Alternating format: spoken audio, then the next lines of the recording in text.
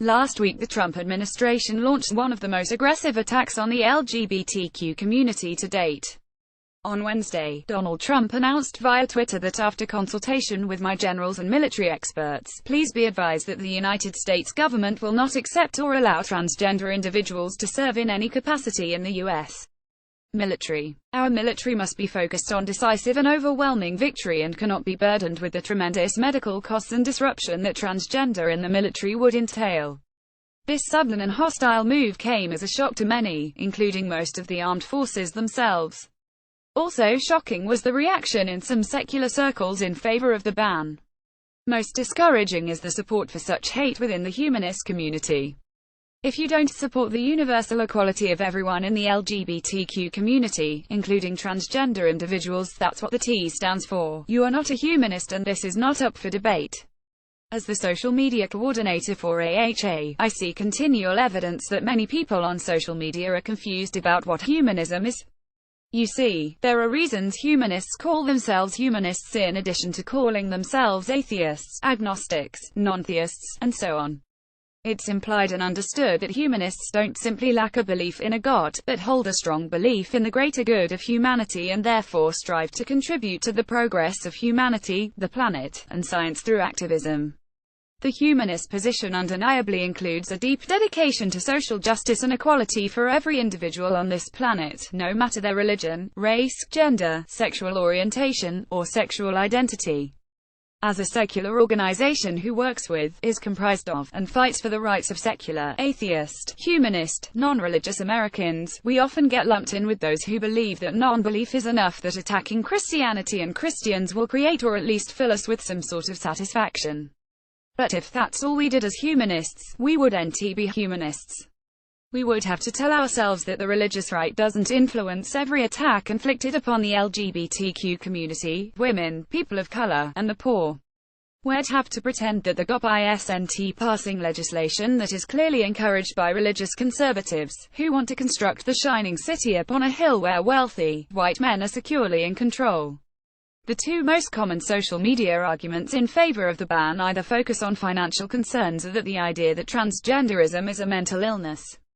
The financial argument: some humanists are concerned about how accommodating transgender soldiers will affect the military budget. What is perhaps the most humorous thing about the government shouldn't have to pay for transitions, is that the people making this claim will often add a disclaimer that tends to go something like "I'm all for LGBTQ," or "I don't mind them but," or "I don't care what they do as citizens, but," as if by saying so their stance, which is void of fact or logic, will be less discriminatory.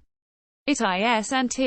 In fact, the amount of money the government would actually spend on transgender care is pennies compared to the majority of other military expenses. The Rand Corporation recently released a survey assessing the impact transgender military personnel would have on government spending and military readiness and found there was no significant change to current standards. Expenditures would increase between $2.4 million and $8.4 million annually, which is 0.04 to 0.13% of the budget. That is far less than the Pentagon's healthcare bill of $49.3 billion or the $84 million the military spends on erectile dysfunction medication. The mental illness argument: some of our followers, believe it or not, actually agreed with this ban because they see transgenderism as a mental illness. While the majority of the medical community is moving away from the idea that transgenderism is a mental disorder, some still subscribe to the World Health Organization's International Classification of Diseases (ICD), which continues to classify it as such. Those claiming that their argument for mental disorder is logical because the suicide rate is higher among transgender individuals than for current military personnel are missing two important factors: oppression and discrimination. Transgender individuals live in a society that demonizes them and shuns them as outcasts. They are often targets of violent hate crimes. Their own government creates new rules that exclude them from the normal privileges of U.S. citizenship.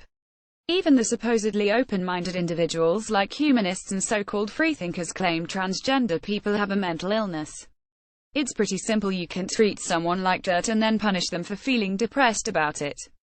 In fact, a study last year found that most of the emotional and mental distress experienced by transgender individuals is the direct result of the violence and social rejection they experience on a regular basis.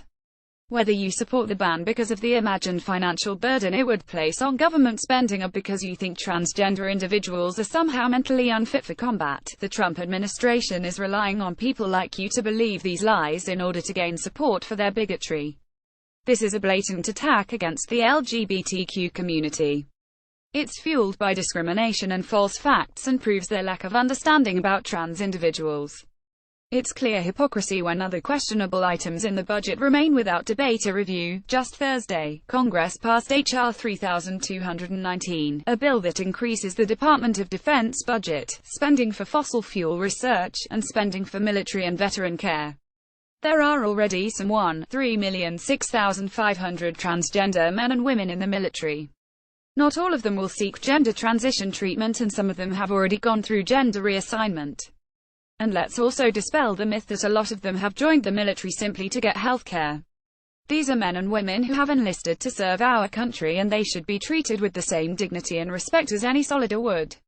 Lastly, if you happen to be that humanist who agrees with a ban on transgender soldiers because you oppose war or the military in general, consider this military service in this country as a voluntary choice. Agree with war or not, every able American which transgender individuals very much should have the freedom to make the choice for themselves.